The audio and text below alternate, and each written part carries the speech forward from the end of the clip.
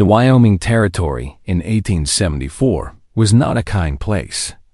Dust clung to the streets of Cedar Ridge like guilt on a sinner's conscience, and the morning air carried more than the scent of cattle and grain. It carried the sharp bite of judgment. Jacob Hayes had ridden into town before dawn, his weathered hands gripping the reins of his buckskin mare with the same steady patience that had carried him through 7 years of working his ranch alone. The market square buzzed with the usual voices of ranchers and merchants, but today something darker stirred beneath the commerce. Whispers spread through the crowd like prairie fire, and Jacob felt the familiar knot in his stomach that came whenever men gathered to profit from another's misery. He had seen it before: the hungry eyes, the cruel laughter, the way decent folks could turn into vultures when they smelled weakness.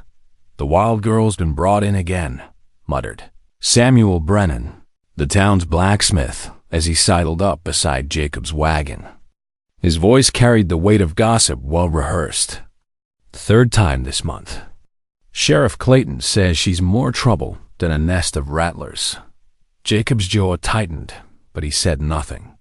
Sheriff Thomas Clayton was a man who wore his badge like a crown, ruling Cedar Ridge with an iron fist wrapped in the thin veneer of law.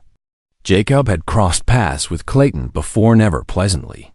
The sheriff had a way of bending justice to fit his own purposes, and his purposes rarely included mercy for the powerless. The crowd thickened as the morning wore on, drawn by the promise of spectacle. Jacob found himself pulled toward the center of the square, where a makeshift platform had been erected. His heart sank as he saw her bound at the wrists, her long black hair tangled and wild, her clothes torn and dust-stained. She stood with her chin raised, defiance blazing in her dark eyes even as men pointed and jeered around her.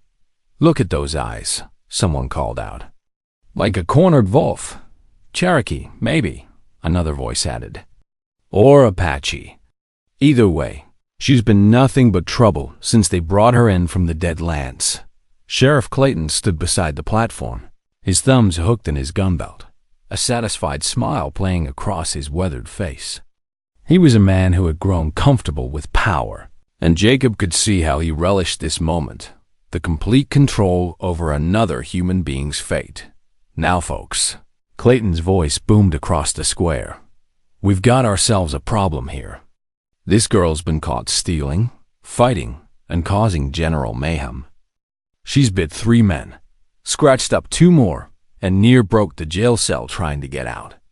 No family's claimed her, no tribe will take her back, and she won't say a word about where she came from." The girl spat at the ground near Clayton's boots, her lips curling in contempt. The crowd laughed, but Jacob saw something they missed: the slight tremor in their hands, not from fear, but from the sheer effort it took to stand proud when the world wanted her to kneel. "The way I see it," Clayton continued, his voice taking on a mock-serious tone, "she needs someone strong enough to teach her proper respect. Someone willing to take on the responsibility of civilizing her. If you catch my meaning." More laughter rippled through the crowd, and Jacob felt sick. This wasn't justice. It was cruelty dressed up in legal language. Clayton was essentially selling this woman like livestock, and the men gathered here were treating it like entertainment. "Course, she comes with no guarantee," Clayton added with a chuckle. "Any man brave enough to take her on does so at his own risk. But hell, some of you boys look like you could use the challenge." A burly rancher named Moses Wheeler stepped forward, his face flushed with whiskey and arrogance. "I'll take her off your hands, Sheriff. Give me 2 weeks, and she'll be tame as a house cat." The girl's eyes flashed with pure hatred, and she lunged toward Wheeler as far as her bonds would allow. The crowd roared with laughter as Wheeler jumped back, nearly tripping over his own feet. "Maybe she ain't worth the trouble," Wheeler muttered, his bravado deflated. "Come now, Moses," Clayton called out. "Where's that fighting spirit? Surely one of you men has the backbone to handle one small woman." Jacob watched it all with growing disgust. This wasn't about law or order. It was about power and humiliation. Clayton was using this woman's desperation to entertain his cronies and reinforce his own authority. The worst part was how the good people of Cedar Ridge stood by and let it happen. Their silence as damning as the jeers of the cruel ones died as the bidding continued, with men stepping forward only to back down when faced with the girl's fierce resistance. Jacob found himself studying her face. Beneath the dirt and exhaustion, beneath the anger and defiance, he saw something that struck him like a lightning bolt recognition. Not of her face, but of her spirit. She was fighting the same fight he had been fighting since his brother Daniel's death 3 years ago. Fight to remain human in a world that seemed determined to break. The memory hit him without warning. Daniel, barely 18, standing up to Clayton over a water rights dispute. Daniel, who had believed in justice and fairness with the naive passion of youth. Daniel, who had been found dead in a ravine 2 days later, his horse mysteriously spooked, his neck broken in what Clayton had ruled an unfortunate accident. Jacob's hands clenched into fists. He knew what it felt like to be powerless against corruption, to watch injustice unfold and feel unable to stop it. But here, right now, he could do something. He could refuse to let another soul be crushed by the machinery of Clayton's cruelty. The crowd was growing restless, the entertainment losing its appeal as man after man declined to step forward. Clayton's smile had turned forced, his authority beginning to look foolish. "Well now," the sheriff said, his voice carrying a note of irritation, "seems like we've got ourselves a room full of cowards. Maybe this wildcat's got more fight than you boys can handle after all." That's when Jacob made his choice. He stepped forward, his boots echoing on the wooden platform, his presence commanding immediate attention. The crowd fell silent, curious. Jacob Hayes was known throughout the territory as a man who kept to himself, who worked his land with quiet dignity and spoke only when he had something worth saying. Clayton's eyes narrowed with suspicion. Well, Jacob Hayes. Didn't expect to see you at one of these gatherings." Jacob ignored the sheriff's tone and reached into his leather pouch, pulling out a handful of silver coins. The amount was more than fair, more than generous. He placed the money firmly in Clayton's outstretched palm, his voice calm and unshaken as he said, "She rides with me." The words weren't a boast or a threat. They were a simple statement of fact, spoken with the weight of a man who meant every syllable. The crowd murmured in surprise, some sneering, others shaking their heads in disbelief. "You'll regret it, Hayes," Wheeler called out. No man alive can tame that one, but Jacob didn't so much as blink.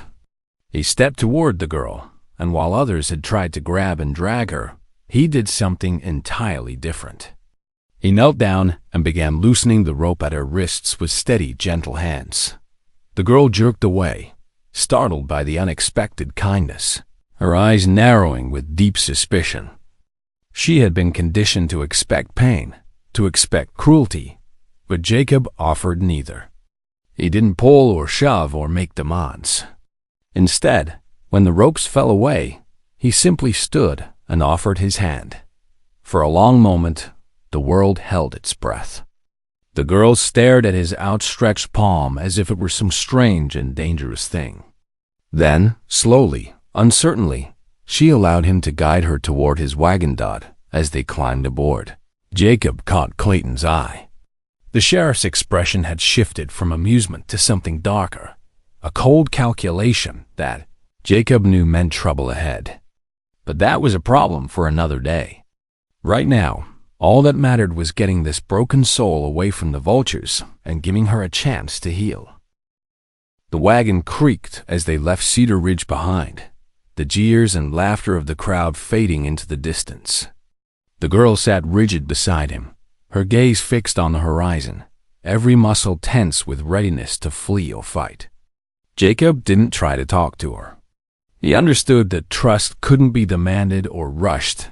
It had to be earned, one quiet moment at a time, as the sun climbed higher and the endless Wyoming plains stretched out before them.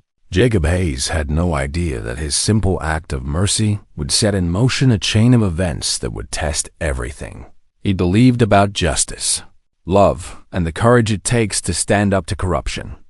All he knew was that he had chosen compassion over cruelty, and that choice felt more right than anything he had done since Daniel died. The road to his ranch was long, lined with sagebrush and silence, but for the first time in years, Jacob didn't mind the solitude.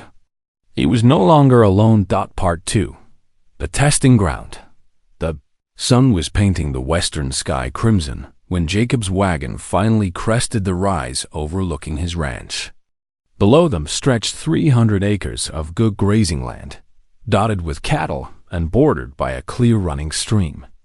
The house itself was simple but solid, weathered pine logs chinked with clay, a stone chimney trailing lazy smoke, corrals and outbuildings arranged with the practical eye of a man who worked alone. The girl beside him had remained silent for the entire journey, her body coiled like a spring, ready to bolt at the first sign of danger. Jacob could feel her tension as surely as he could feel the coming storm clouds gathering on the horizon. He guided the horses down the gentle slope, taking care not to make any sudden movements that might spook her further. As they pulled up to the house, Jacob's border collie, Ranger, came trotting out to greet them, tail wagging. The dog took one look at the strange woman and immediately sensed her wariness, keeping his distance but offering a gentle wag of encouragement. Even the animals on Jacob's ranch seemed to understand that patience was the way of things here. Jacob climbed down from the wagon and moved around to offer assistance, but the girl had already jumped down on her own, landing in a crouch like a cat ready to spring. Her dark eyes swept the property, cataloging exits, obstacles, potential weapons. Jacob recognized the behavior. It was how a person learned to survive when every new place might be a trap. "There's food inside," he said quietly, not moving any closer. "And a place to wash if you've a mind to." No locks on the doors, no chains waiting. Just a roof and a warm meal. She didn't respond, didn't even look at him directly. Instead, she backed toward the nearest corral post, keeping the wagon between herself and Jacob. He nodded as if this were perfectly reasonable behavior and began unhitching the horses, humming softly under his breath. The familiar routine of caring for his animals seemed to relax something in the air between them. Inside the house, Jacob moved about his evening chores with deliberate calm. He stoked a fire, set a pot of stew to warm, and laid out blankets near the hearth. Through the window, he could see the girl still standing by the corral, watching his every movement. When he placed a bowl of stew and a cup of water on the porch steps, she waited a full hour after he'd gone inside before creeping forward to claim them. That first night set the pattern for the days that followed. The girl, who still refused to give her name, existed on the very edges of Jacob's world. She slept in the barn, ate food left on the porch, and disappeared for hours at a time, always returning before dark with the wariness of someone expecting to find a trap waiting. Jacob went about his work as if nothing had changed. He mended fences, moved cattle, and tended his horses while she watched from a distance. Sometimes she would venture closer when he was working with the animals, drawn perhaps by the gentle way he spoke to them, the patience in his hands as he treated a lame mare or calmed a skittish colt. On the third day, she tested him for the first time. Jacob came in from the range to find one of his good plates smashed on the kitchen floor, the pieces scattered like accusations. The girl stood in the doorway, her chin raised defiantly, waiting for the explosion of anger that had surely followed such destruction in her past. Instead, Jacob knelt and began gathering the ceramic shards, his movements unhurried. "Well now," he said conversationally, "looks like this old plate finally gave up the ghost. Been meaning to replace it anyway. Had a crack running right down the middle." The girl's defensive posture wavered slightly.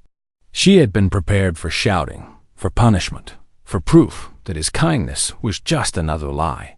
What she got instead was acceptance, as if breaking things was just part of life on a working ranch. The next test came 2 days later. Jacob returned from moving cattle to find the girl had wandered nearly a mile from the house, sitting on a rocky outcrop overlooking the valley. Any other man might have ridden after her, might have worried about her running away or getting lost. Jacob simply tipped his hat when he saw her and called out, "Land's wide open, but supper will be ready when you are." Each test left her more unsettled than the last. Cruelty, she understood. It had been the constant companion of her life. Kindness without strings attached was a language she had never learned to speak. She found herself watching Jacob more closely, searching for the crack in his facade, waiting for the moment when his true nature would reveal itself. But the moment never came. Instead, she began to notice small things. The way he talked to his horses in the evenings, his voice low and gentle, carrying on conversations as if they could understand every word. The soft notes of his harmonica drifting across the night air while she sat hidden in the barn loft, letting the music settle something restless in her chest. The careful way he moved around her, never getting too close, never making her feel trapped or cornered. Most telling of all was what happened on the day she fell asleep by the kitchen fire. Exhaustion had finally overcome her constant vigilance, and she had dozed off in the warmth of the afternoon sun streaming through the windows. When she woke, a quilt was draped gently over her shoulders, soft wool in shades of blue and green, smelling faintly of lavender and home. She touched the fabric with trembling fingers, unable to remember the last time anyone had offered comfort without demanding something in return. The simple gesture hit her harder than any kindness before it, because it had been given while she was vulnerable, while she couldn't fight back or refuse it. Jacob had seen her at her most defenseless and responded with tenderness. That night, for the first time, she ventured onto the porch while Jacob sat in his rocking chair, playing his harmonica. She didn't speak, didn't come close enough for conversation, but she settled herself on the top step and listened as the stars emerged one by one above the Wyoming plains. The music seemed to reach places inside her that had been frozen for so long she'd forgotten they existed. Jacob played Red River Valley and Shenandoah, old songs that spoke of loss and longing and the endless search for home. When he finally set the harmonica aside, the silence between them wasn't uncomfortable. It was full of possibilities neither of them was quite ready to name. "Storm coming," Jacob said quietly, nodding toward the western horizon where lightning flickered in the distance. "Should hit sometime after midnight. Barn's solid if you want to hunker down there, but there's a room inside with a good strong roof if you'd rather." The girl looked toward the approaching storm, then back at the house. For a moment, Jacob thought she might actually consider it. Then she slipped away into the darkness, and he heard the barn door creak open and shut. But progress was progress, even if it came in mouse-sized steps.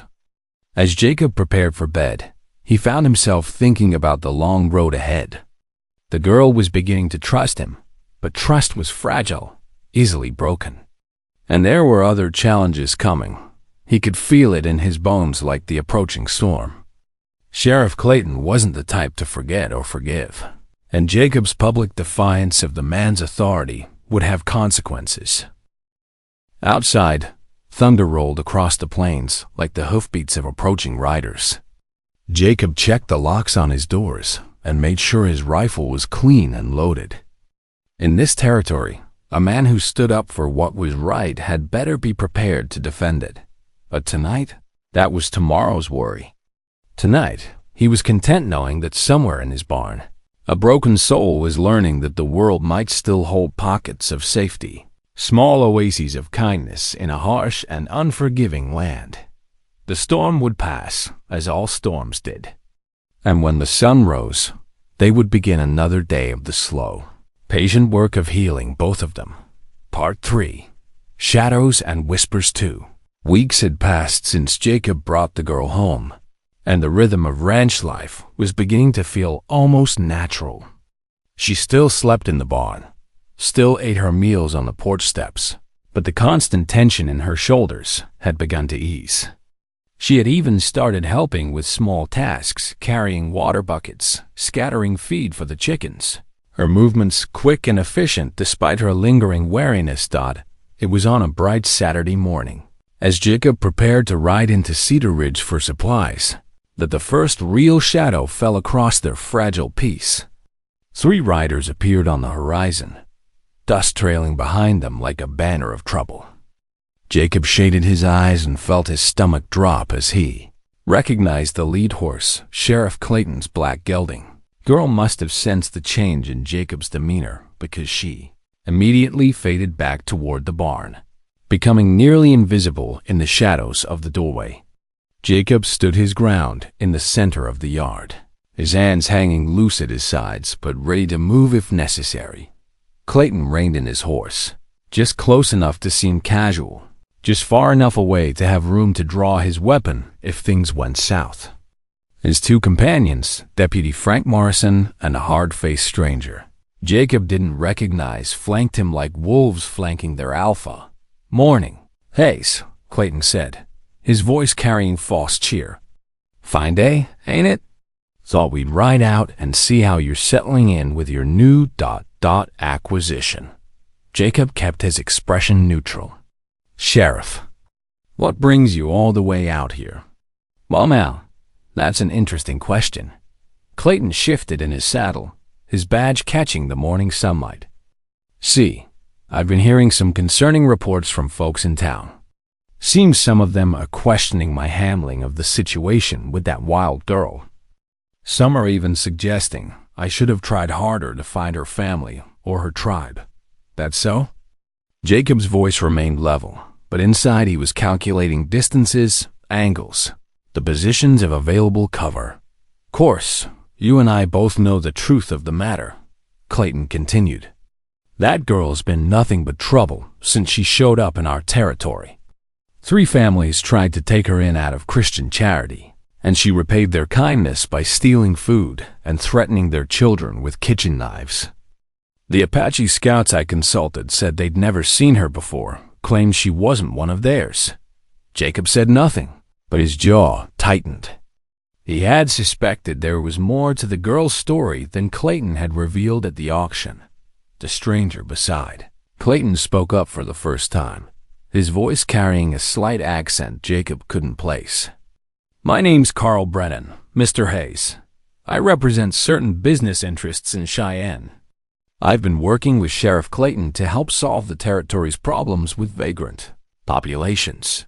"Vagrant populations," Jacob repeated, the words tasting bitter in his mouth.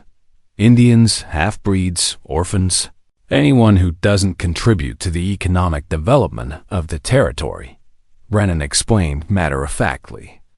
"There are facilities back east that specialize in rehabilitation, schools, where such individuals can learn useful trades, proper Christian values." The hair on the back of Jacob's neck stood up. He had heard whispers about these schools, places where native children disappeared, where troubled youths were sent to be broken down and rebuilt according to someone else's vision of civilization. "The point is, Hayes," Clayton interjected, "that girl belongs in a proper facility where she can receive appropriate guidance. Keeping her here, isolated, isn't doing her any favors. In fact, some might argue you're being selfish, denying her the chance for a better life." Jacob finally spoke, his voice quiet but steady. "She seems to be doing fine where she is. Does she now?" Clayton's smile turned predatory. "Funny thing is, I've had several reports of a wild-looking woman stealing from gardens, frightening children, even breaking into the church one night. Sounds like you're fine. Might be causing problems for your neighbors." Jacob knew it was a lie. The girl hadn't left the ranch except for her walks in the hills, and even then she stayed well within the boundaries of his land.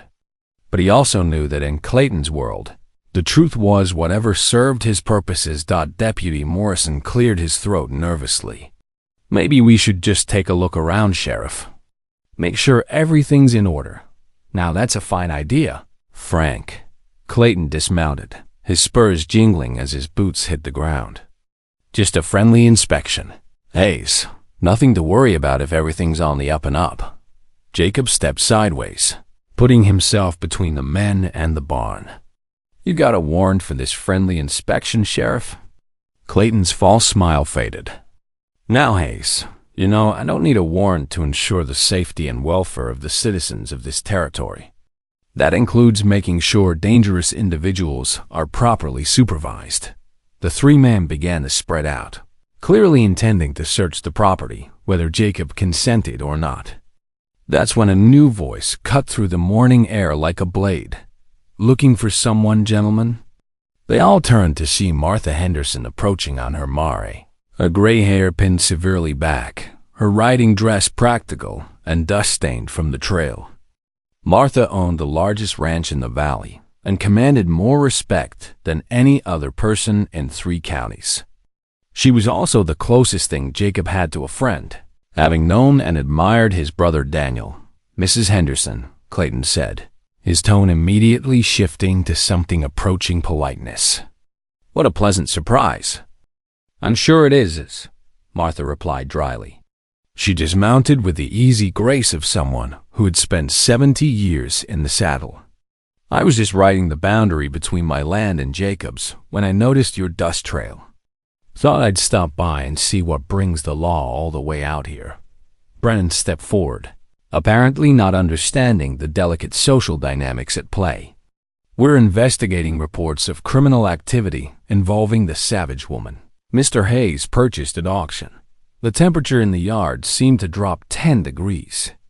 Martha's eyes narrowed to slits, and when she spoke, her voice could have frozen blood. I beg your pardon, Mr. ... Brennan. Carl Brennan. Well, Mr. Brennan, in this territory, we don't refer to human beings as savages, regardless of their circumstances. And we certainly don't treat young women like livestock to be purchased. I was under the impression that Sheriff Clayton was helping arrange temporary guardianship for a troubled soul in need of Christian charity. Clayton's face flushed red. Now, Martha, the situation was more complicated than, was it? Martha's voice cut him off like a whip crack. Because from where I sit, it looks like you've got a problem with how Jacob chooses to manage his own property and household. Last I checked, that was none of your business unless there's been an actual crime committed. She turned to Jacob, her expression softening slightly. Has there been any trouble here, Jacob? Any theft, violence, or disturbance of the peace? No, ma'am, Jacob replied quietly. Nothing but the usual work of running a ranch. And the young woman in question? How is she faring? Jacob met her eyes, understanding that this moment was crucial. Martha Henderson's opinion carried weight throughout the territory. If she supported him, it would make Clayton's job much more difficult. She's healing, he said simply. Slowly, but healing. Martha nodded as if this confirmed something she had already suspected. She turned back to Clayton, and her voice took on the tone of someone accustomed to being obeyed. Sheriff, I think your time might be better spent addressing the actual crimes being committed in this territory, like the rustling that's been plaguing my neighbors, or the mysterious disappearance of surveying stakes along the railroad route. Clayton's jaw worked as if he were chewing nails. Martha, I appreciate your concern, but I'm not finished. Her words stopped him cold. Mr. Brennan, I don't know what business interests you represent, but I can tell you that this community takes care of its own. We don't need outside interference from carpetbaggers who see human suffering as a business opportunity. Brennan's face darkened, but he was smart enough not to challenge Martha Henderson directly. Instead, he turned to Clayton. Sheriff, perhaps we should return to town and discuss our options. Clayton looked like a man who had just eaten something spoiled. This isn't over, Hayes. That girl is still my responsibility, and I'll be keeping a close eye on this situation. I'm sure you will, Martha said sweetly. I'll be keeping a close eye on you while you do it. The three men mounted their horses with considerably less swagger than they had arrived with. As they rode away, Clayton turned back in his saddle for one final shot. You know, Ace, it's funny how people who stand up for causes sometimes end up having accidents. Dangerous country out here. A man could get hurt if he's not careful. The threat hung in the air like smoke from a gun barrel. Jacob felt his hand drift toward his Colt, but Martha's steady presence kept him from doing anything foolish. When the riders had disappeared over the horizon, Martha turned to Jacob with a grim expression. That man's planning something, and it won't be pleasant. You need to be ready. Jacob nodded, then looked toward the barn where he knew the girl was listening. What do you think about Brennan? Never seen him before. That type's been showing up all over the territory lately, Martha replied. They smell money in the government contracts for Indian schools and orphanages. Don't matter to them whether the children actually need help or not. They get paid by the head. A chill ran down Jacob's spine. You think that's what this is about? Partly. But mostly it's about you embarrassing Clayton in front of the whole town. Men like him don't forget that kind of humiliation. Martha remounted her mare, then looked down at Jacob with something like affection.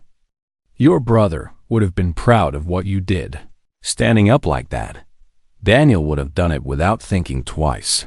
Jacob replied, Maybe, but Daniel's not here, and you are.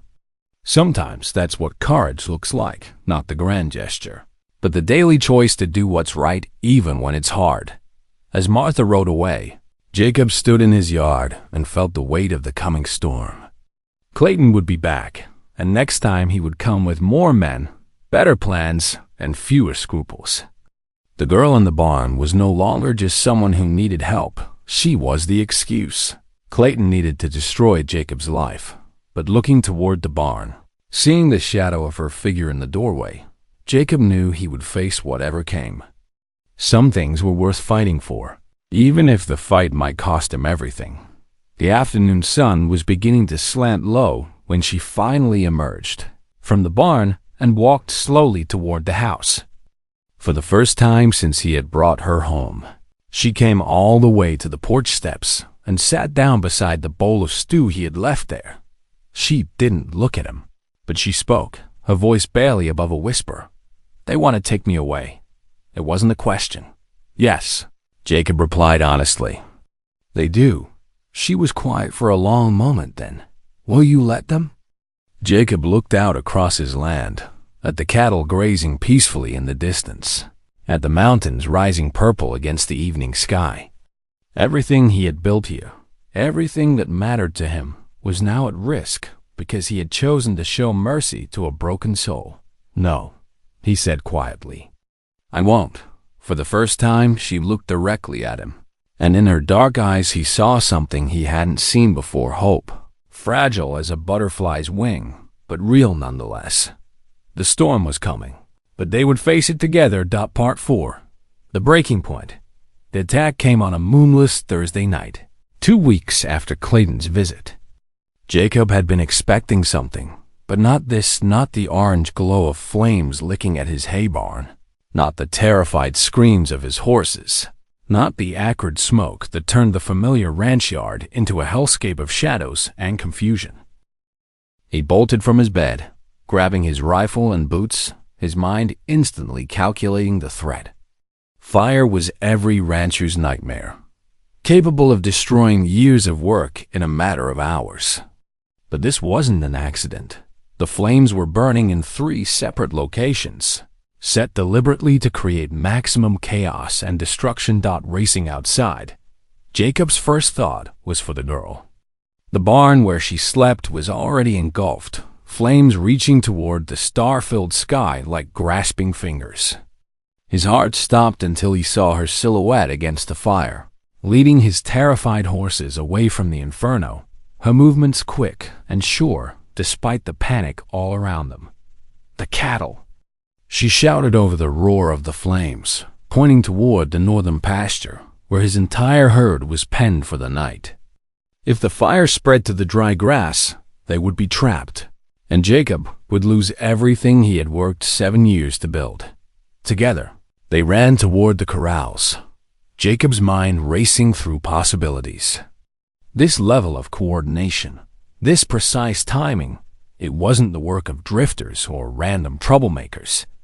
Someone had studied his ranch, planned this attack, chosen the perfect night when the wind was blowing hard from the south. As they reached the cattle pen, Jacob saw riders on the ridge above his property, dark shapes against the night sky. Too far away to identify, but close enough to be watching. Waiting. The realization hit him like a physical blow. Someone wanted to see him fail, wanted to watch him lose everything so they could swoop in and claim the pieces. The girl worked beside him without hesitation, helping to free the panicked cattle from their pen, driving them toward the creek where the grass was greener and less likely to catch fire. She moved like someone who understood animals, who could read their fear and respond accordingly. In the hellish light of the burning barn, Jacob caught glimpses of her face, determined, fearless. Nothing like the broken creature he had rescued from the auction block. It took 3 hours to contain the fire. 3 hours of backbreaking work with wet blankets and shovels, of creating fire breaks and directing water from the stream. By the time the flames were finally smothered, Jacob had lost his main barn, a tool shed, and nearly a season's worth of hay. But his house still stood, his cattle were safe, and nobody had been killed. As dawn broke over the smoky ruins, Martha Henderson arrived with 4 of her ranch hands and a wagon full of supplies. She took one look at the destruction, and her face set in grim lines. "This Clayton's work?" she asked without preamble. Jacob nodded, too exhausted to pretend otherwise. Couldn't prove it in court, but yes. Had to be. "Then it's time to stop playing defense," Martha said flatly. "That man's gone too far, and it's time someone called him on it." She gestured to one of her riders, a lean cowboy named Pete Carson, who Jacob knew had served as a cavalry scout before settling in Wyoming. Pete here used to be a deputy marshal down in Colorado. Knows a thing or two about gathering evidence and building cases. Pete tipped his hat respectfully. "Sorry about your troubles, Mr. Hayes, but Mrs. Henderson's right men like Clayton only understand one kind of language. You keep letting him push, he'll push until there's nothing left of you to push." The girl, who had been standing silently beside the smoldering remains of the barn, suddenly spoke up. "I saw them. 3 men on the ridge, watching the fire burn. One of them had a star on his chest that caught the light." Jacob felt something cold settle in his stomach. If the girl testified to seeing Clayton at the scene, it would be her word against the sheriff's, and in the eyes of most folks, that was no contest at all. But Martha Henderson wasn't most folks. "That's all we need," she said with fierce satisfaction. "An eyewitness and a pattern of harassment." "Pete, what do you know about territorial law regarding corrupt officials?" "Quite a bit, ma'am. Territories got provisions for citizens to petition the federal marshal when local law enforcement becomes the problem instead of the solution. Just need to document a pattern of abuse of power." Jacob looked around at his burned property, at the girl who had risked her life to save his animals, at the faces of people who had come to help without being asked. Something was crystallizing in his mind, a decision that had been building for weeks. "All right," he said quietly. "What do we need to do?" The next several days passed in a blur of activity. Pete Carson proved to be worth his weight in gold, methodically documenting every questionable decision Clayton had made over the past 2 years. Martha used her connections throughout the territory to gather testimony from other ranchers who had been intimidated or extorted by the corrupt sheriff. Meanwhile, the girl who finally told Jacob her name was Sarah, though she offered no last name, helped him begin the work of rebuilding. She worked from dawn to dusk, her hands growing calloused from unfamiliar tools, her face gaining color from honest labor under the sun. The transformation was remarkable to watch. The broken, terrified creature from the auction block was being replaced by a strong, capable woman who seemed to bloom under the influence of meaningful work and genuine respect. But their progress came at a price. Clayton's harassment escalated dramatically. His deputies began stopping by the ranch daily, always finding some pretext for their visits, checking on reports of rustling, investigating complaints about property line disputes, searching for evidence of illegal activities that everyone knew didn't exist. The breaking point came on a sweltering afternoon in late July. Jacob was working on the new barn frame when Deputy Morrison rode up with Carl. Brennan and two men Jacob didn't recognize, hard-faced individuals who wore their guns like professionals and carried themselves with the casual arrogance of hired muscle. "Afternoon." "Hayes," Morrison called out, his voice carrying none of its usual nervous uncertainty. Today, he sounded like a man backed by superior firepower. "We've got a federal warrant here for the arrest of one Sarah Running Bear, also known as Sarah Crowfeather, also known as the Cherokee Rose." Jacob felt his blood turn to ice. The girl Sarah was working behind the house, hanging laundry on the line. She couldn't see the riders from where she stood, but something in the sudden stillness of the air must have warned her, because Jacob saw her freeze like a deer scenting wolves. "Don't know anyone by those names," Jacob said carefully, his hand drifting toward the hammer on his tool belt. It wasn't much of a weapon, but it was better than nothing. Brennan smiled, the expression holding all the warmth of a snake's grin. "Oh, but you do, Mr. Hayes. You see, we've done some research on your house guest. Turns out she's wanted for murder in 3 territories. Killed a federal Indian agent in Colorado, burned down a mission school in Nebraska, and murdered 2 cavalry soldiers in Kansas." The lies rolled off Brennan's tongue like water, delivered with such casual confidence that Jacob almost believed them himself. Almost. "That's quite a list," Jacob said slowly. "Got any proof to go with all that talk?" Morrison held up a folded document, his chest puffed out with self-importance. "Federal warrant, signed by Judge Harrison in Cheyenne. We're authorized to use any means necessary to apprehend the fugitive." Jacob's mind raced. A federal warrant would override any local protections, and Judge Harrison was known to be in Clayton's pocket. Even if the charges were fabricated, and Jacob was certain they were fighting, federal authorities would make him an outlaw too. But looking at the men facing him, seeing the anticipation in their eyes, Jacob understood that this wasn't really about arresting Sarah.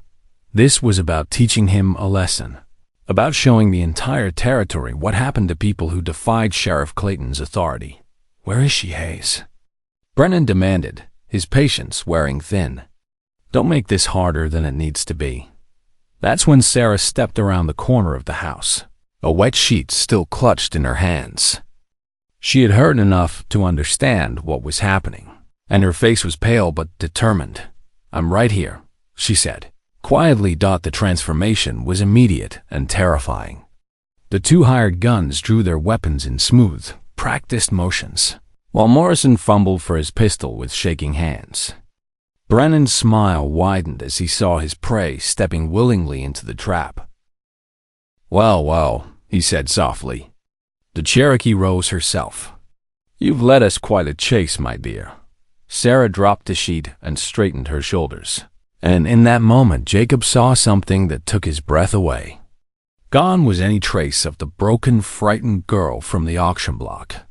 Standing before them was a woman who had found her strength, who had remembered who she was beneath the pain and trauma. "My name is Sarah," she said clearly, "and I've never been to Colorado, Nebraska, or Kansas. I've never killed anyone, and I've never burned anything except cooking fires." "That's not what our witnesses say," Brennan replied smoothly. "Amazing how many people remember seeing you in all those places." Jacob stepped forward, putting himself between Sarah and the guns. "This is my land, and she's under my protection. You want to arrest her, you'll have to go through me." One of the hired guns laughed, a sound like gravel in a coffee grinder. "Mister, you're one man with a hammer. We're 4 men with real weapons. Exactly how stupid are you planning to be today?" Before Jacob could answer, the sound of approaching hoofbeats filled the air. Everyone turned to see a column of riders cresting the hill, Martha Henderson leading what looked like half the ranchers in the territory, all of them armed and wearing expressions that could have melted steel. Martha reined in her horse just outside the group of would-be arresters, her eyes taking in the scene with the sharp assessment of someone who has survived 40 years on the frontier. "Gentlemen," she said in a voice sweet as poisoned honey, "what brings you to the Hayes Ranch in such force? Surely you're not planning to arrest an innocent woman based on fabricated charges?" Morrison's confidence wavered visibly. "Mrs. Henderson, this is federal business. You'd best stay out of it." "Federal business?" Martha's voice rose in mock surprise. "How interesting. Because I've just had a very enlightening conversation with Marshal William Cody down in Cheyenne. Seems he knows nothing about any warrants for Cherokee Rose or Sarah, Running Bear, or any of the other names you mentioned." Brennan's face went ashen. "That's impossible. Judge Harrison is currently under investigation for accepting bribes and issuing false warrants." Martha continued relentlessly. "Amazing what happens when honest citizens start asking uncomfortable questions." Pete Carson rode forward, a folded document in his hand. "Carl Brennan, you're under arrest for fraud, conspiracy, and attempted kidnapping. That federal warrant you're carrying is a fake, and we've got 3 witnesses who saw you paying a forger in Laramie to create it." The next few minutes unfolded like a deadly dance. The hired guns looked from Brennan to the assembled ranchers, calculating odds and finding them wanting. Morrison's hand shook so badly he could barely hold his weapon, and Brennan himself looked like a man watching his carefully constructed world collapse around his ears. "This isn't over," he said finally, his voice tight with barely controlled fury. "You people have no idea who you're dealing with." "Actually, we know exactly who we're dealing with," Martha replied calmly. "Carpetbaggers and conmen who prey on decent folks' desire for law and order. The question is, do you want to leave this territory under your own power, or would you prefer to be escorted out in chains?" The hired guns holstered their weapons and stepped back, clearly unwilling to face down 24 armed ranchers for the sake of a man who could no longer pay them. Morrison looked like he wanted to disappear into the ground. And Brennan looked at Sarah with naked hatred, as if she were personally responsible for ruining his plans. "This isn't about law and order," he said quietly. "This is about you people protecting something that doesn't belong to you. That girl is Indian, and Indians belong on reservations or in schools where they can be properly civilized." Sarah stepped forward, and when she spoke, her voice carried the strength of someone who had finally found her footing. "I belong wherever I choose to belong," she said simply. "And I choose to belong here." The words hung in the air like a declaration of war. Brennan's face flushed red with rage, but surrounded by hostile guns and facing federal charges of his own, there was nothing he could do but retreat. As the defeated men rode away, Jacob felt something fundamental shift inside him. The girl he had rescued was gone, replaced by a woman who knew her own worth. And he was no longer just a rancher trying to mind his own business. He was part of something larger, a community of people who had chosen to stand together against corruption and cruelty. Sarah was standing beside him, close enough that he could feel the warmth of her presence. For the first time since he had brought her home, she looked directly into his eyes. "Thank you," she said simply, but Jacob shook his head. "No need for thanks. We're partners now, remember? Partners protect each other." The word hung between them, partners, carrying implications that neither of them was quite ready to examine too closely. But as the sun set over the Wyoming plains and the last of their supporters rode away, Jacob knew that whatever came next, they would face it together. The breaking point had passed, and they had emerged stronger than before. But the real test was still to come. Part 5. The Counterstrike. Evidence that Pete Carson had been gathering proved to be even more damning than Jacob had dared hope. In the 2 weeks following Brennan's failed arrest attempt, a clear picture emerged of corruption that reached far beyond Sheriff Clayton's abuse of power. There were forged documents, falsified reports, and a network of accomplices that stretched from Cedar Ridge to the territorial capital in Cheyenne. Sarah had thrown herself into the investigation with a fierce determination that surprised everyone, including Jacob. She possessed a sharp mind for detail and an uncanny ability to spot inconsistencies in official documents.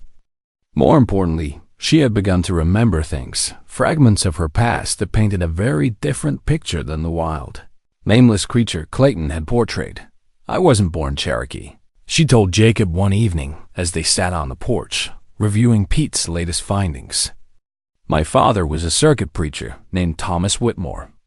My mother was half Cheyenne, but she'd been educated at a mission school back east. We lived in a cabin outside Fort Collins until I was 14.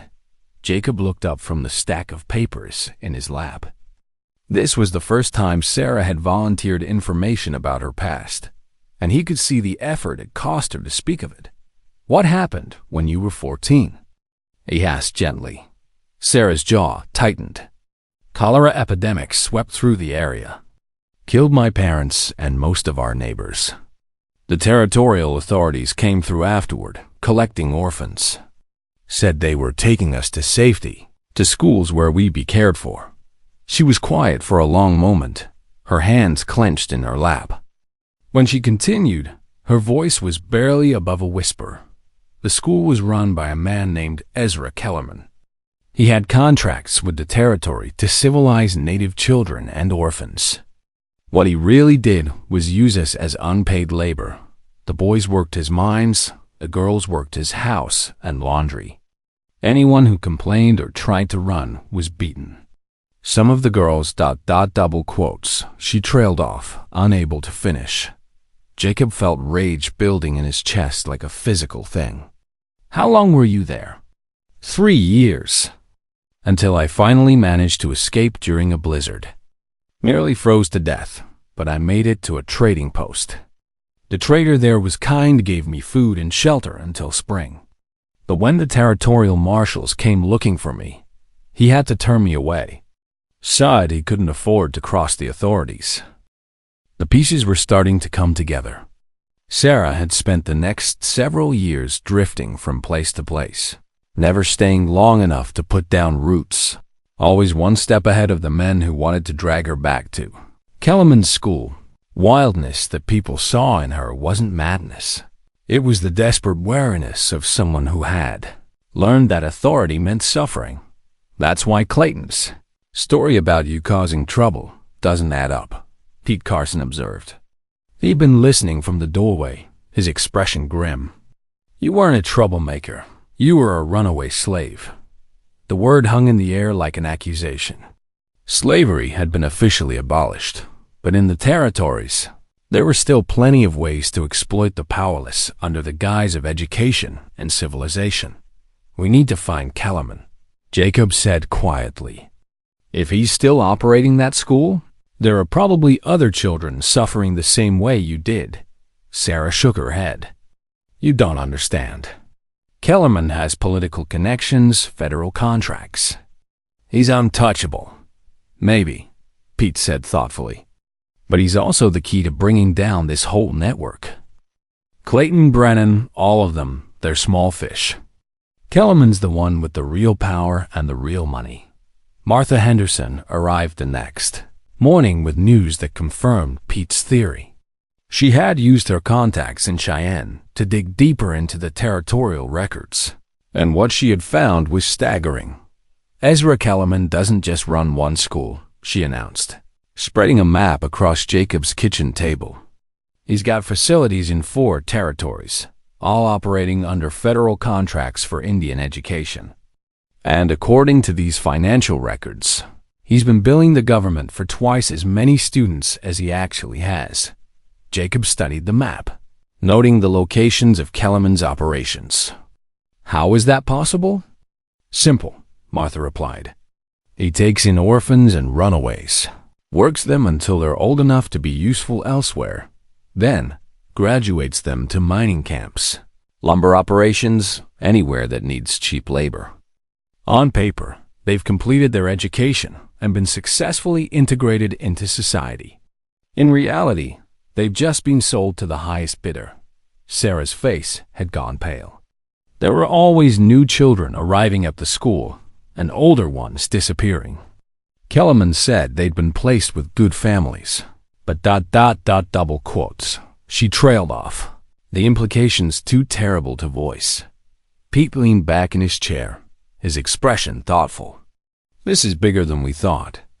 We're not just dealing with local corruption. This is a territorial operation that's been stealing and enslaving children for years. Which means we can't handle it ourselves, Jacob said reluctantly. We need federal help. Already working on it, Martha said with a satisfied smile. I've been corresponding with Marshal Cody, and he's agreed to investigate. But he needs solid evidence, and he needs witnesses willing to testify. Everyone looked at Sarah.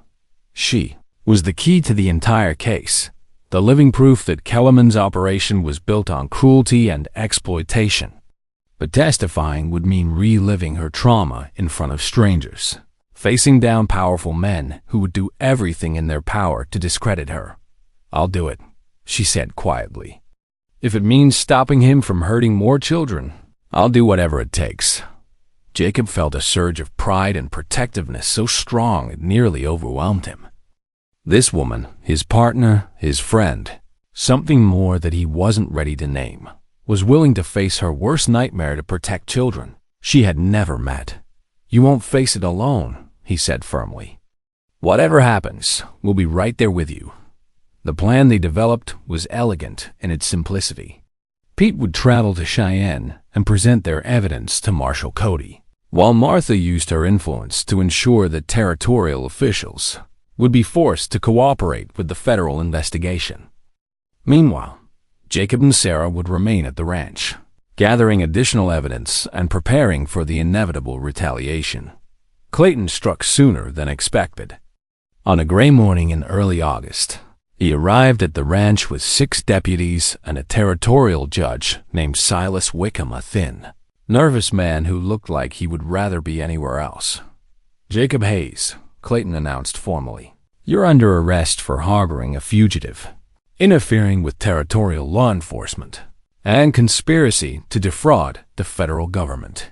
The charges were ridiculous, but they would serve Clayton's purpose, getting Jacob away from the ranch and leaving Sarah vulnerable.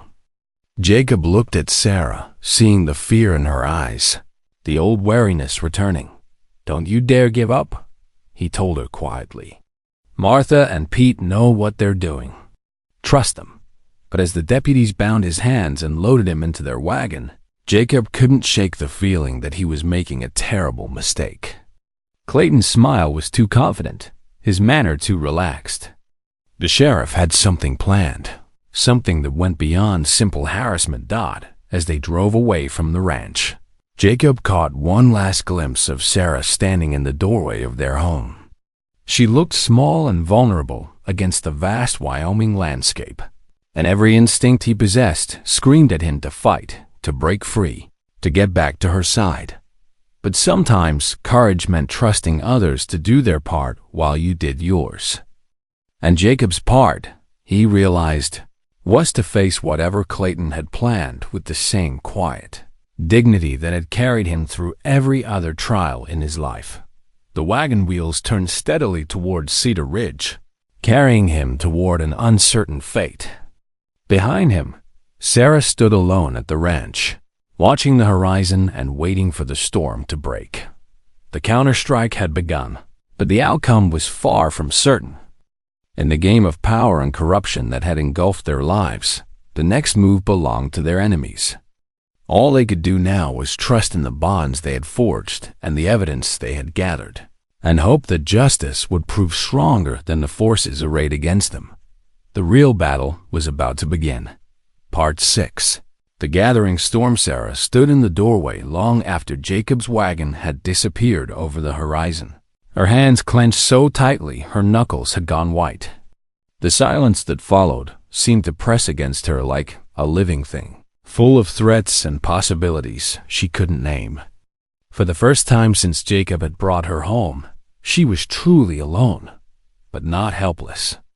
The weeks of working alongside him, of building something together, had changed her in ways she was only beginning to understand.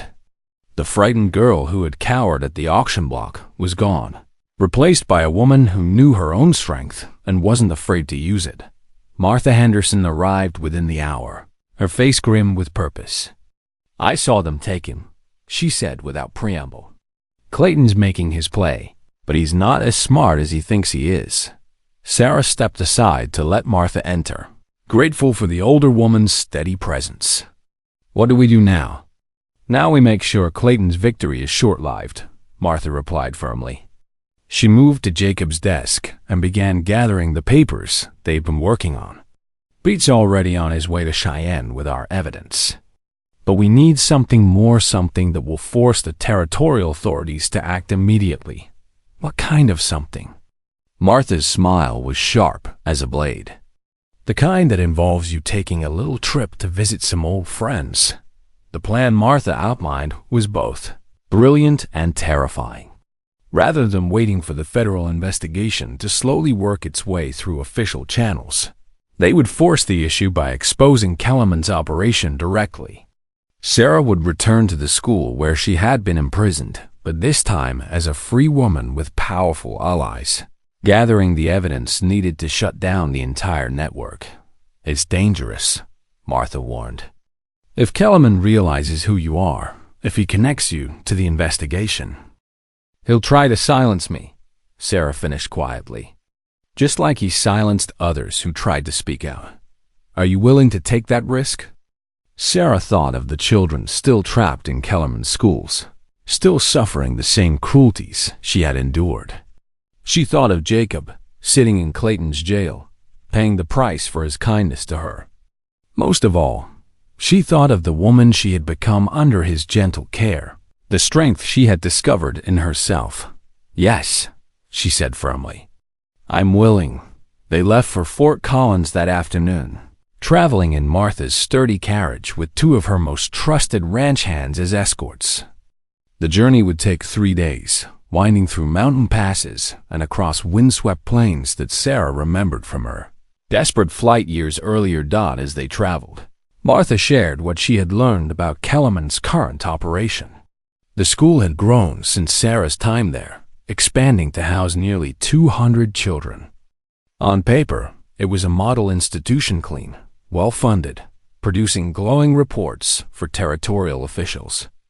In reality, it was a carefully concealed hell. "The key is documentation," Martha explained as their carriage bounced along the rough mountain road. "We need records, photographs, testimony from current students. Something so damning that even Kellerman's political connections can't save him." Sarah nodded, though her stomach churned with each mile that brought them closer to the place of her nightmares. She had spent years trying to forget the gray stone buildings, the sound of children crying in the night, the casual cruelty of the guards who ruled their days with fists and whips. They made camp on the second night in a grove of aspens, beside a clear mountain stream. As Sarah sat by the fire, staring into the dancing flames, one of Martha's ranch hands, a grizzled cowboy named Tom Bradley, settled beside her. "You're scared," he observed without judgment. "Terrified," Sarah admitted. "Good. Fear keeps you sharp, keeps you alive. But don't let it stop you from doing what needs doing." Tom had been a soldier in the war. Sarah knew, had seen things that most people couldn't imagine. His words carried the weight of hard-earned wisdom. "How do you face something that nearly destroyed you once?" she asked. "By remembering that you're not the same person who ran away from that place," Tom replied. "You're stronger now. You've got people who believe in you, who'll stand with you no matter what happens. That changes everything." They reached the outskirts of Fort Collins on the third day, and Sarah felt her heart begin to race as familiar landmarks came into view. The school was located 5 miles outside town, isolated enough that screams wouldn't carry, but close enough to maintain the pretense of civilization. Martha had arranged for them to stay at a boarding house in town while they prepared for their infiltration. The plan was for Sarah to approach the school as a potential teacher, someone interested in the noble work of educating native children. Her years of living freely had given her confidence and education that would make her credible in the role.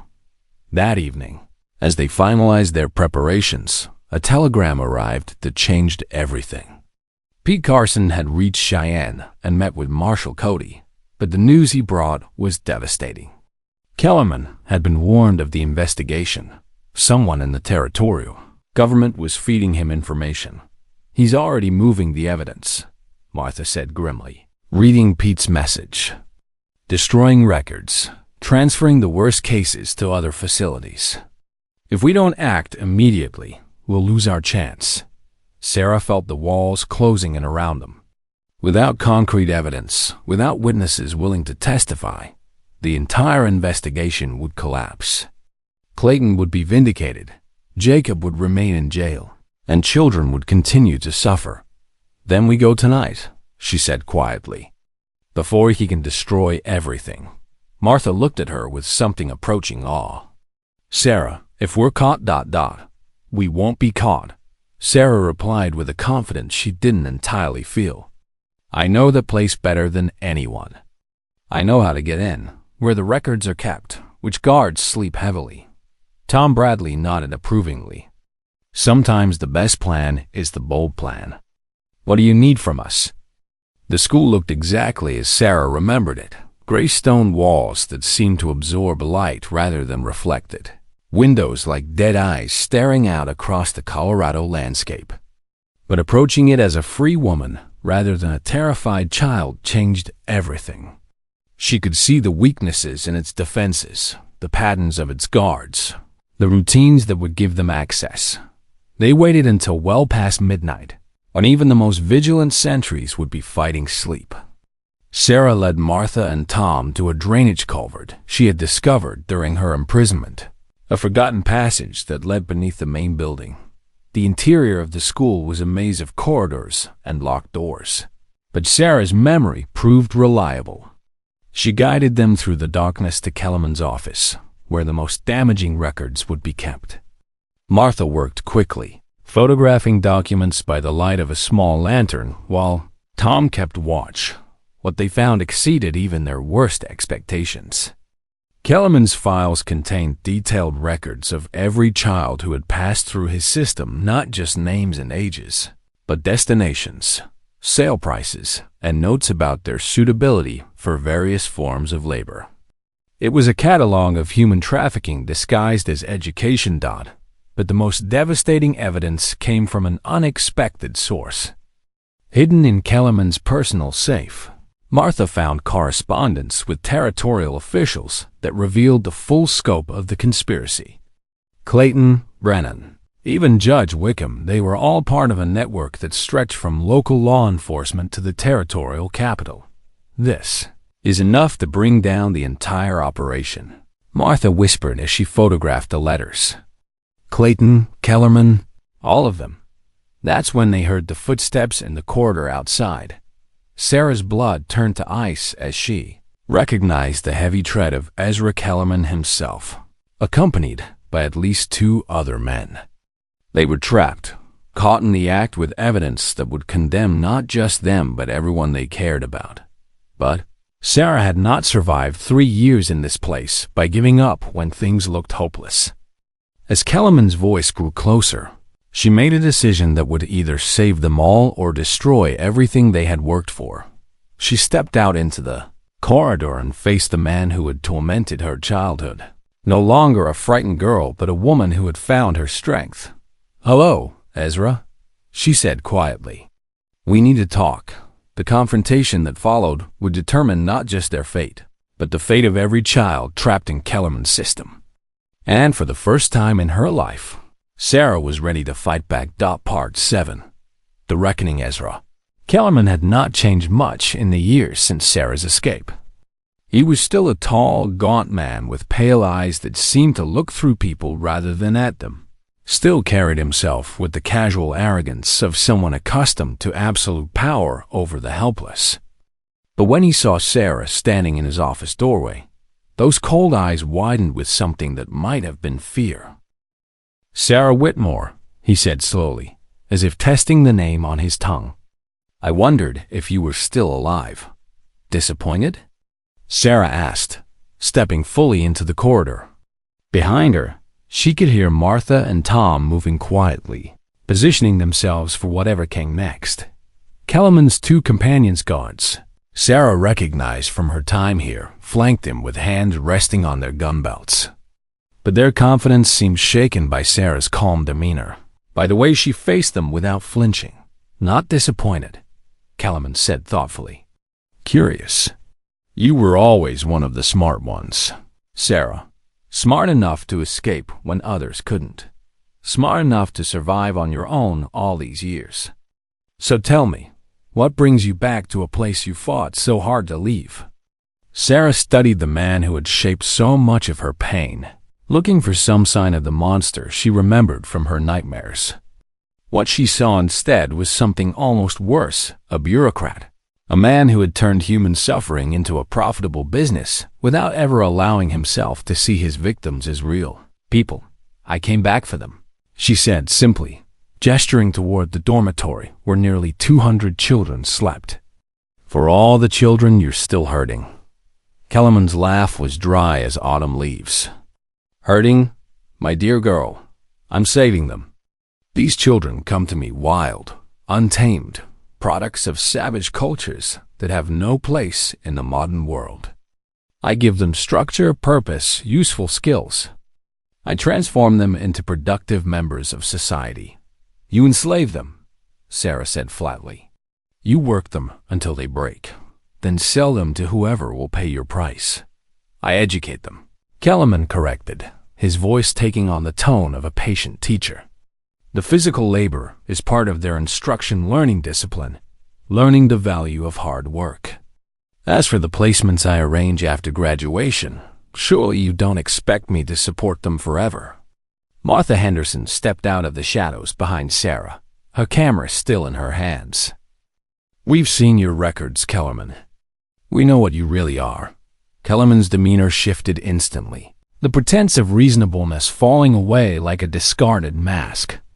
"Mrs. Henderson, I might have known you'd be involved in this foolishness. And you," he turned to Tom Bradley, "would be one of her hired guns. I suppose I'm someone who believes children shouldn't be sold like cattle," Tom replied evenly. "Children?" Kellerman's voice rose with genuine indignation. "These aren't children, they're future problems, potential threats to civilized society. Left to their own devices, they become thieves, murderers, whores. I give them a chance at something better." Sarah felt the old rage building in her chest, the fury that had sustained her through 3 years of captivity and 7 years of running. But now it was controlled, focused, transformed into something more powerful than simple anger. "Show me," she said quietly. Kellerman blinked in confusion. "Show you what?" "Show me these productive members of society you've created. Take me to the dormitories. Let me see how well your graduates are faring. If your methods are so successful, you should be proud to display the results." For a moment, uncertainty flickered across Kellerman's face. Then his arrogance reasserted itself. "Very well. Perhaps seeing the reality will cure you of these romantic notions about my work." He led them through the corridors Sarah remembered too well, past the classrooms where children learned to read from primers that taught them their own inferiority, past the workshops where 10-year-olds labored over tasks that would have challenged grown men. The guards followed nervously, clearly uncomfortable with the situation but unwilling to challenge Kellerman's authority. The dormitory was exactly as Sarah remembered: long rows of narrow beds, children sleeping fitfully under thin blankets, the air thick with the smell of too many bodies in too small a space. But what struck her most was the silence. No snoring, no sleep-talking, no normal sounds of childhood rest. These children had learned to sleep quietly, To avoid drawing attention even in their dreams, Martha moved through the room like an avenging angel, her camera capturing evidence that no amount of political influence could deny. Malnourished faces were calloused hands on bodies too young to bear such marks. The hollow eyes of spirits systematically broken. One child, a boy who couldn't have been more than 8, stirred as they passed, his eyes opening in automatic fear before he saw Sarah's face. Something in her expression must have reassured him, because he whispered a single word. "Help!" The word hung in the air like an accusation, and Sarah saw Kellerman's facade finally crack completely. He struck the child across the face with casual violence, the blow echoing through the dormitory like a gunshot. "Silence," he hissed. "You will not speak unless spoken to." That was when Sarah struck back. Her fist caught Kellerman in the temple with all the force of 7 years' worth of suppressed rage, sending him stumbling into the wall. The guards reached for their weapons, but Tom Bradley was faster, his Colt appearing in his hand with the smooth precision of long practice. "I wouldn't," he advised quietly. Sarah stood over Kellerman's fallen form, her chest heaving with emotion. Around them, children were sitting up in their beds, watching with wide eyes as the man who had terrorized them lay helpless on the floor. "Listen to me," Sarah said, her voice carrying clearly through the dormitory. "My name is Sarah Whitmore, and I was a student here 7 years ago. I escaped, and I've come back to help you escape too. Tomorrow, federal marshals will arrive to shut this place down. Those of you who have families, who remember where you came from, will be returned home. Those who don't will be placed with good people who will treat you with kindness." A girl of perhaps 12 raised her trembling hand. "What if our families don't want us back? What if they sold us here on purpose?" Sarah's heart broke at the question, at the matter-of-fact way it was asked. "Then you'll have new families. People who will love you and protect you and never, ever sell you to anyone." Kellerman struggled to his feet, blood trickling from his split scalp. "You have no authority here," he snarled. "These children are my legal responsibility. I have contracts. Your contracts are with corrupt officials who are about to be arrested," Martha said calmly. "The federal government is taking over this facility as of tonight." "You're bluffing," Kellerman said, but uncertainty crept into his voice. Tom Bradley produced a telegram from his pocket. "Marshal Cody's already on his way with a full company of federal troops. Should be here by dawn." Sarah watched the truth sink in, watched Kellerman realize that his carefully constructed empire was crumbling around him. For a moment, she almost felt sorry for him, but not quite. "It's over," she said simply. "The children you've hurt, the lives you destroyed, the futures you've stolen, it all ends now." Kellerman's response was swift and vicious. He lunged for the nearest guard's weapon, desperation giving him strength and speed. But Sarah was ready for him. The techniques Jacob had taught her, the confidence born of months of honest work and genuine respect, all came together in that moment. She caught Kellerman's wrist as he grabbed for the gun, using his own momentum to throw him across the dormitory. He crashed into a row of beds, sending children scrambling for safety, and lay still. The remaining guards looked from their fallen leader to the awakening children, to the steady barrel of Tom Bradley's Colt, and made the wise decision to surrender as dawn broke over the Colorado mountains. Federal marshals arrived to find Kellerman's school in a state of controlled chaos. Children who had been silent for years were laughing, crying, talking all at once. Guards who had enforced brutal discipline with fists and whips were sitting in a corner under Tom Bradley's watchful eye. And in the center of it all, Sarah Whitmore stood surrounded by dozens of children who saw her as nothing less than a liberating angel. Martha Henderson's photographs would eventually grace the front pages of newspapers from Denver to Washington, exposing the horror of Kellerman's operation to a shocked nation. The territorial officials who had enabled his crimes would face federal prosecution, their careers and reputations destroyed. But for Sarah, the true victory was simpler and more personal.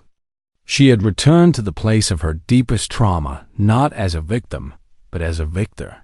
She had faced the monster of her past and discovered that he was only a man, cruel and greedy and ultimately powerless against the force of organized justice.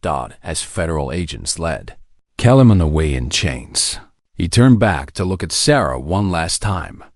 In his eyes, she saw not hatred or anger, but something like puzzlement, as if he genuinely couldn't understand how his perfect system had been brought down by a mere girl. "You were always too smart for your own good," he said quietly. Sarah met his gaze without flinching. "No," she replied. "I was finally smart enough." The sun climbed higher over the mountains as Sarah prepared to leave the school for the last time. But her work here wasn't finished yet. There was still one more person she needed to see, one more wrong that needed to be made right. In a small room behind Kellerman's office, they found the records of every child who had passed through the system, including the destinations of those who had been graduated to other forms of servitude.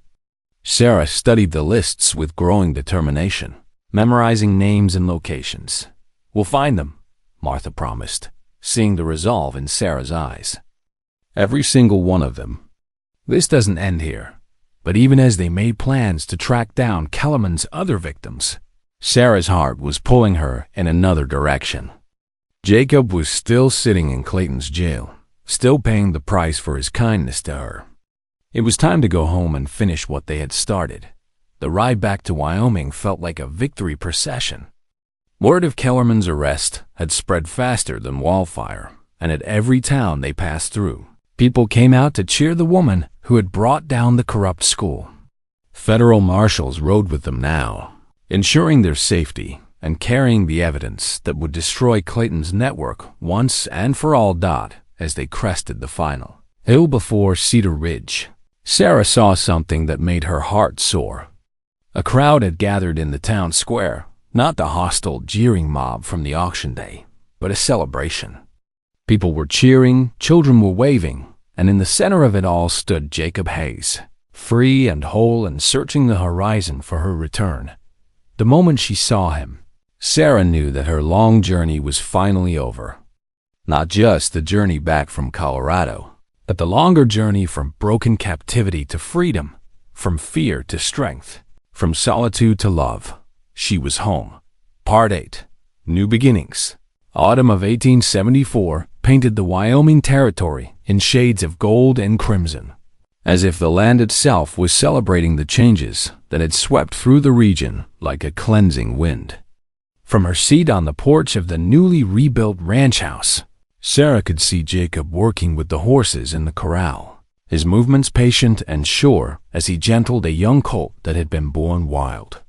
3 months had passed since Kellerman's arrest and the collapse of Clayton's corrupt network. The former sheriff was now serving 10 years in federal prison, along with Judge Wickham and a dozen other officials who had profited from human misery.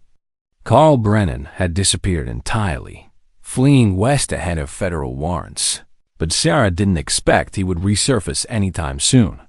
The children from Kellerman's school had been scattered to the winds. Some returned to families who welcomed them with tears of joy. Others placed with good families who had been carefully screened by federal authorities.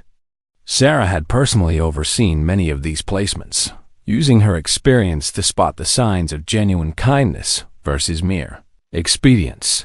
But perhaps the most satisfying justice had been the quieter kind. Kellerman's financial records had revealed a network of corruption that reached into banks, territorial offices, and federal bureaucracies. The investigation that followed had cleaned house throughout the region, replacing corrupt officials with honest ones and establishing new oversight procedures to prevent such abuses in the future. "Penny for your thoughts," Jacob said, settling into the rocking chair beside her. His work clothes were dusty from the day's labor, his hands calloused from honest work, his face peaceful in a way that had taken months to achieve. "Just thinking about how much has changed," Sarah replied, reaching over to take his hand. The gesture still felt new to her. This casual intimacy that spoke of trust and belonging. They had been married on a crisp October morning, with Martha Henderson serving as matron of honor and half the territory in attendance. It had been a simple ceremony, no fancy dress or elaborate flowers, just two people promising to face whatever came next together. But the joy on that day had been genuine. The celebration a recognition that sometimes, against all odds, good truly did triumph over evil. Any regrets? Jacob asked, studying her profile in the golden afternoon light. Sarah considered the question seriously. There had been dark moments over the past month's nightmares that still visited her sleep. Moments of panic when strangers approached too quickly. The constant work of learning to trust completely. But regrets? None, she said firmly. Not a single one. A rider appeared on the horizon, dust trailing behind him as he approached the ranch. Sarah tensed automatically. Old habits died hard, but relaxed when she recognized Pete Carson's easy seat in the saddle. Pete had been appointed as the new territorial marshal, a position he filled with the same steady competence he had brought to their investigation. Afternoon. Folks, Pete called as he reined in his horse. Got some news I thought you'd want to hear. Jacob and Sarah exchanged glances. In their experience, news from territorial officials was rarely cause for celebration. Good news or bad news? Jacob asked. Pete's grin answered the question before his words did. Found another one of Kellerman's operations. Little place outside Laramie that was supposed to be an orphanage. Turns out it was using the same methods, taking in children and selling them as laborers. Sarah felt her heart clench. The children? All safe, Pete assured her quickly. Federal agents moved in yesterday and shut the whole thing down. Arrested 6 people, including the director and his financial backers. The children are being cared for by local families until permanent placements can be arranged. Sarah closed her eyes and said a silent prayer of gratitude. Each rescue felt personal to her. Each child saved a validation of the choice she had made to fight back instead of remaining silent. There's more. Pete continued. The territorial governor wants to offer you a position. Sarah, head of a new office for child welfare, overseeing all the institutions that house minors. Make sure nothing like Kellerman's operation can happen again. The offer hung in the air between them, full of possibilities and responsibilities. Sarah could see herself in such a role, using her experience to protect children who couldn't protect themselves. It would be meaningful work, important work, but it would also mean traveling constantly, living out of hotels and boarding houses, leaving behind the peace and stability she had found at. Jacob sighed. I'm honored by the offer, she said carefully, but I think I need to stay here, at least for now. There's still so much work to be done on the ranch, and she trailed off, not sure how to explain that she had spent so many years running that the simple act of staying in one place felt like a miracle. Jacob squeezed her hand. There's another option, he said quietly. We could do the work from here. Set up a way station for children who need temporary placement, a place where they could heal before moving on to permanent families. The idea hit Sarah like a lightning bolt. Their ranch was isolated enough to provide privacy and safety, but close enough to town to be accessible. They had the space, the resources, and most importantly, the understanding of what these children had endured. We could take in maybe 6 or 8 at a time, Jacob continued, warming to the idea.